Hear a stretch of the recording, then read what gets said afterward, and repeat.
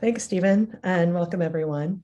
As we heard yesterday, and what we hear from many of our wire wheel customers, is that one of the hardest parts of privacy is the people in the organization. And behavioral science has studied why people ignore risk and what organizations can do to get people to take the small steps necessary to avoid threats in the future. So today we have one of the leading behavioral science consultants, Michael Hallsworth, to talk to us today about how can privacy officers use behavioral science to help influence the organization. Welcome, Michael. Hi, thanks for having me today. Let's start. Can you introduce us? Can you introduce yourself and your organization? Yeah, sure. My name is Michael Hallsworth. I'm the managing director of the Behavioral Insights team in the Americas. The team was actually set up over a decade ago as part of the UK government. We were a small team. We had a remit to apply findings from behavioral science to public policy, to service design. And for the last 7 years, we've been a kind of global organization. We have over 200 staff in 7 countries that basically takes findings from behavioral science, applies them to practical problems for kind of wider social benefit. Myself, I lead our work in the Americas, so North America, Latin America, and Caribbean. And I've held positions at Columbia University, Imperial College London. I wrote the book Behavioral Insights for MIT Press, which came out last year. And I've spent my time sort of getting into the practical issues of how do you take these insights about human behavior and make them real and measure the results and see what improvements we can get. Okay, great. Well, I think maybe the best place to start is just to tell us about behavioral science. A lot of people in the audience might not be familiar with it, and how you think about behavioral science or behavioral economics. How do you approach a problem differently than a traditional economist? So first thing to say is, obviously, behavior is an incredibly wide-ranging topic. And what I'm going to talk about is one particular approach to it. There are many other things I could say. But if I were to go for the kind of core insight here, it is that our behavior tends to be more unthinking and in response to our immediate context than we tend to think. So to make this real, we tend to assume, more or less, that what we're doing when we're making decisions is weighing up costs and benefits, paying attention to all the available information, and then making a kind of considered decision on the basis of that information. We do that in many instances, but it's effortful for us. It takes time. We don't often like doing it. And in fact, what we often do is use a slightly simpler approach, which is we have these kind of mental shortcuts which help us navigate the world. And these operate quickly, intuitively, without our awareness. So one thing might be the mental shortcut, do what other people are doing. You know, if we're not really sure about how to act here, what are others doing? That's often a good guide. We don't kind of think through all the implications. And that way of thinking, the kind of mental shortcuts in response to our environment, is kind of necessary to navigate the world.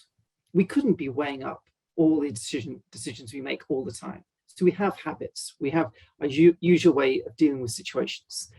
But sometimes that way of approaching things, the kind of mental shortcuts, can also create problems, both for us and for society more widely.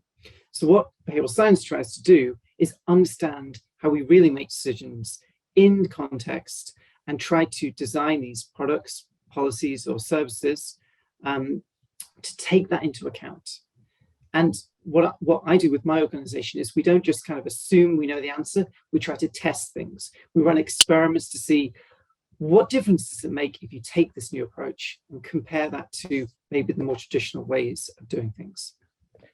Okay, that's great. So a lot of people in our audience are privacy officers. They're in charge of managing privacy risks for their companies.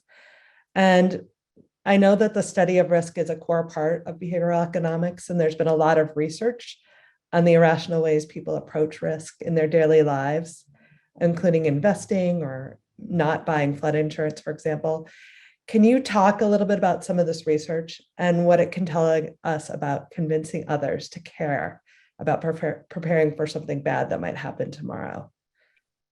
Absolutely. So again, this is a big topic. I'm going to pick a few things. One thing that we know is really important is this idea of salience. So what information do people pay attention to?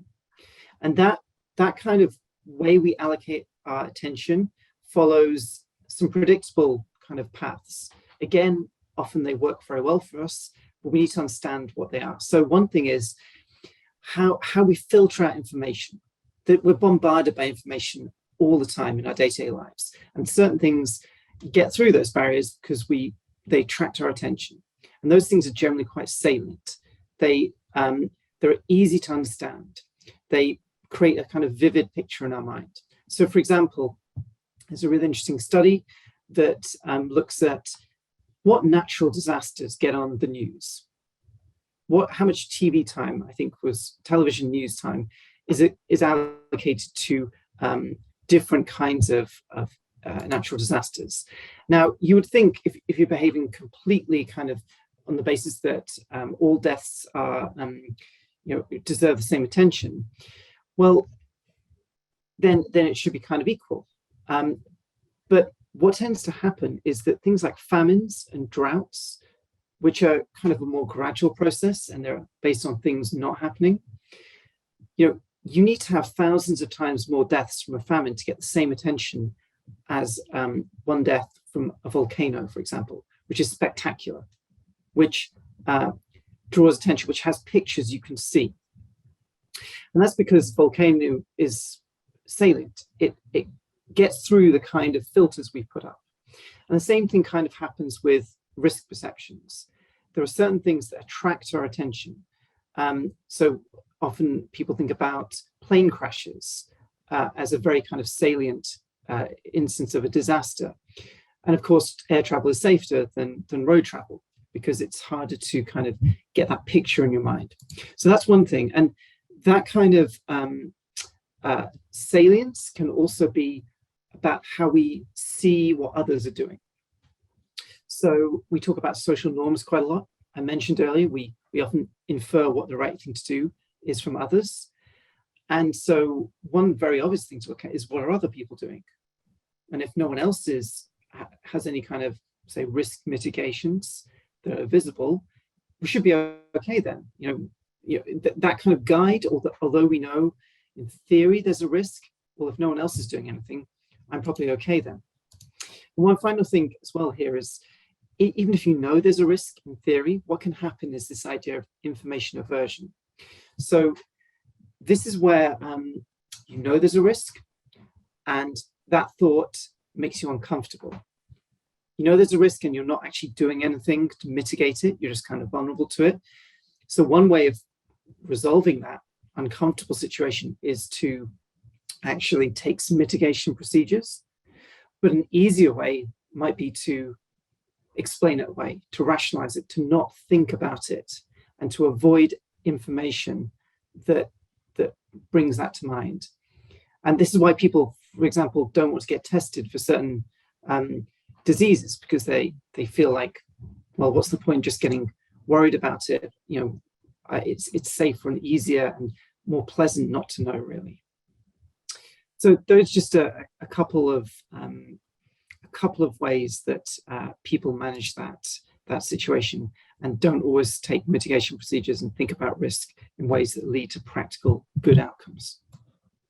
So your job is focused on helping organizations put these insights into practice. In your experience, what are most leaders in organizations doing wrong when they try to get people to protect themselves or their companies against risk, like privacy risk? Sure. I think it's a really difficult challenge. The first thing to say, I don't want to be really critical because this is hard. Part of the problem is, as I just mentioned, the one of salience. So privacy online, for example, or privacy issues in general can be quite abstract. They can be quite theoretical rather than kind of having an emotional reaction that may lead to action. The really difficult thing here is trying to get a balance. So you're trying to get these kind of ideas to be salient, to prompt action, to make it real for people, without creating fear and an unproductive kind of anxiety. Because in that case, what can happen is the effort goes into kind of managing that anxiety. I just mentioned this idea of information aversion, or ways of kind of convincing yourself it's okay. If you create kind of fear too effectively, that can be the result. Instead, what you really need to do is to create a sense of urgency or a need for action, but to connect it to actions, practical, specific actions, that then become the way of managing that potential anxiety, or the way that you resolve the kind of feeling you should do something. Now, what I think often happens is we're not that good at connecting this general idea to specific actions that people can take, make it really clear what you need to do now. Identifying those actions, putting them in the right order for people to do that, and then communicating them at the right time in ways that people can work on. And I think, stepping back, one underlying problem here might be, if you are, say, a chief privacy officer, well, or somebody who works in this day to day, then it, of course, is very kind of real to you, and you're very in the detail. And we know from behavioral science, we all do this, that if you're really familiar with something, you tend to think that others are more familiar, or care more, or see it as important as you do. We have this term, the illusion of similarity, which is that people tend to think that others have the same opinions of theirs as they do, more than they actually do. So that can be an underlying thing, trying to really understand, put yourself in people's shoes who may not know very much about this and are not sure exactly what it means for them. So on our poll, which I think this segues nicely to the question that most people identified as their problem on the poll, which is trying to get people in the organization to think about privacy as they, begin design of a new product or introduce a new process. And what you're saying makes sense to me. Privacy officer obviously is always thinking about privacy. Maybe the developers thinking about something different. So what are your tips or suggestions for privacy officers to try to help elevate that privacy in the minds of people in the organization? Okay, so people's behavior is strongly shaped by their environment and their immediate context. That's kind of a key insight from a lot of the behavioral science literature. And that can mean that even if you know what the right thing to do is, or what you should be doing, or even if you believe that it's the right thing to do, it's that the practical kind of constraints of what it's like to work in an organization will actually be the thing that determines behavior more powerfully than beliefs or intentions. And so what you really have to do then is think about how to build these actions, the privacy actions, into institutional processes. The easiest way, I'll put this differently, the way that you can ensure a behavior endures and is actually to make it so it's not effortful. And what I mean by that is so it becomes automatic, so that you're always prompted to do it at a particular time, rather than you having to make the effort to think, okay, now I've got to do this action, and what do I have to do again? It's let me think. You don't want that. You want it to be prompted and to become habitual. And the way to make it habitual is to build it into institutional processes. So the real challenge is how do you win over stakeholders who influence those processes, who set the standard operating procedures? That way, you can get it so that it's built into business as usual, rather than trying to convince people every time to do the right thing. You want it to become automatic, so people are not making an effort. And another way of thinking about this is if that's not possible, if the reducing the effort so it becomes automatic is not possible, then maybe think in terms of these mental shortcuts I was talking about, which we call heuristics. It's not just a question of like increasing cost and benefits. So in other words, you're creating fines, say. It's also about thinking about how do you help people create their own mental shortcuts. So rather than putting a big list of things that people have to do, which they may not do because it's just too complex and to bear in mind when people have got busy lives and they're trying to deal with particular problems, how do you get it so you have even 3 or 4 general rules that people can kind of bear in mind? And so that becomes helpful because people can think day to day they're doing something and then it's just in their mind, oh, hang on, if we're dealing with private data, I should do something, like there's something I should do here. I should tell this person. I think it's this situation. Look, yeah, I'm doing, like, X has occurred, therefore I should do Y in a really simple way. 3 or 4 of those, which you'll get 80% of the way, may be more effective than a comprehensive thing that people have to bear in mind and consciously remember. So yeah, keep boiling it down to a core set of these mental shortcuts that people kind of build into their everyday actions, simple enough to keep in mind, may be a good way of doing things rather than going for a more comprehensive approach. Okay, I think that's some great advice. For the audience, if anyone has any questions or anything they want to, any situations you want to bring up or ask Michael, please feel free to enter it in the Q&A. Just to take a step back, we've talked about privacy in the organization. I just want to talk about consumers and privacy and this very interesting thing that, all the research we see shows that consumers care about privacy, say they care about privacy, but they're not taking the actions. They're not filling out DSAR requests. They're not necessarily, they're still on social media sites. We'll give away a lot of our private information for free. And so I'm just wondering, kind of, maybe you could talk a little bit about that and why is it that people aren't connecting their behavior with their actions? Yeah, sure. It's a really interesting area. I think the jury's still out in lots of ways about what exactly is going on. If you look at kind of an overview of the studies, it's still quite an unclear picture. But I think we can say some high-level things here. It goes back to what I was kind of saying around the importance of context.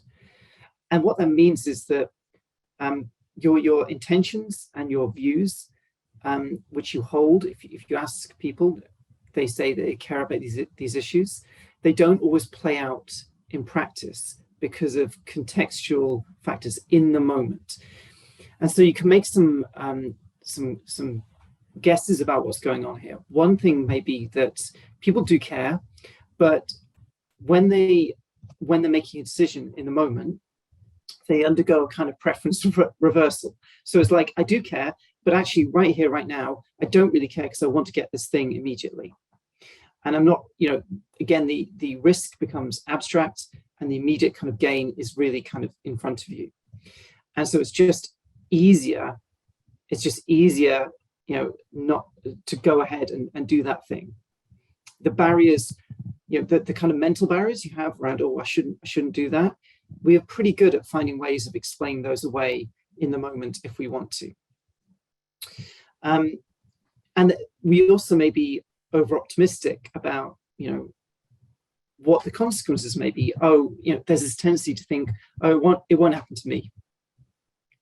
And these are the kind of ways we rationalize our intention. So if there's an immediate kind of gain for people, they're likely to kind of go for that and then kind of explain it away by saying, oh, but it's probably okay because it's just once, or these things don't really matter, or it won't be a problem this time. So that is the kind of, again, contextual kind of factor. If there's no immediate barrier to, or no immediate concern put in front of people, they're likely just to go with the path of least resistance. So the question is, how much of a prompt would you need in the moment to make people go, oh, actually, I remember now what I said before, and actually this is the kind of thing I care about. This specific instance is a problem, and I'm going to actually step away. We know that it seems that putting up prompts doesn't really make much of a difference because people just ignore them. So I think the really interesting question is, what would make a difference in that moment? Because in that moment, the concerns are abstract and the gain is quite concrete. There's actually a question about data subject access requests, which I don't know, Michael, how familiar you are with these, but there's many privacy regulations, including the GDPR in Europe and CCPA in California, allow customers to make a request about their data. And we haven't seen a lot of consumers making this request. And the question is, could it be that DSAR requests, these data subject access requests, don't really work? Do companies really respond to DSAR requests? But let's say even, I just want to take a step back because I think companies are responding. Hopefully they're responding, but your comment about taking, kind of being in the moment and making decisions in the moment, is this idea that I have to go and make a request about my privacy, make a request about my information, sort of counter to what a behavioral scientist would say would be the best way to manage your privacy? So I think the idea here is for people to find out what companies know about them, what data they hold about them. That's right? Yeah. And you have to go to the website, find the link, make the request, etc. Yeah. If you were kind of designing a process for people not to do, it would be something like that. To give you a parallel, it's like when companies don't want you to cancel a subscription. You have to go through numerous kind of steps to find that out. Also, I think the gain from doing so is quite unclear because you don't actually know what the data is. Like if you knew that there was something important or meaningful in that data, you might be more motivated to find it out. But if it's just like the possibility of something important, then that again takes away the kind of motivation. So I think, if you had a kind of situation where people were proactively contacted by saying, and were told, this company has this much data on you, just put it kind of informally, and you want to know more, click here. That's quite different because the default is you're being contacted, and rather than you having to make the effort. So it's kind of set up not to have an impact in lots of ways because people are unlikely to go through many steps for an unclear benefit. Whereas if it comes to you, then obviously, people are more likely to take that up. So there's a question about nudges. We haven't necessarily talked about nudges yet, but definitely one of these behavioral science, behavioral economics concepts. And so if you could briefly describe them and then just say whether you think positive nudges work as well as negative ones or vice versa, or how a privacy officer might use nudges. So a nudge is the idea that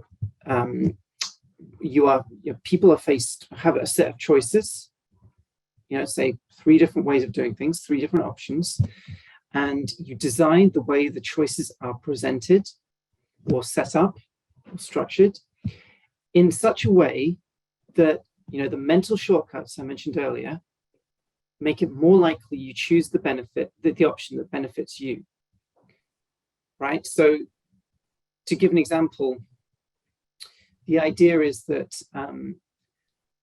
I believe Apple changed the default settings around privacy on iPhones. I'm not completely sure exactly how they did it, but I know that was an issue because various companies depended on the default being that your data was shared. And if you change the default to you have to make an effort to share your data, that actually has a very big impact on behavior. So, you can choose, you can still choose. And one of the core things about a nudge is, although you set it up so people are more likely to choose option A than option B or C, they still can choose. They still have freedom of choice if they want to override your nudge to take option A. So yeah, it's a kind of way of guiding people towards a choice based on how we know people process information and behave, but allowing them to choose otherwise if they want to. And that's why it's different from a kind of like regulation where you have to do certain things. It preserves that freedom of choice. And it's one subset of how you can apply behavioral science. But it's, it's a very interesting and powerful way of doing it. And that's why it's got a lot of attention. I think you said the question was around kind of positive and negative nudges. Yeah.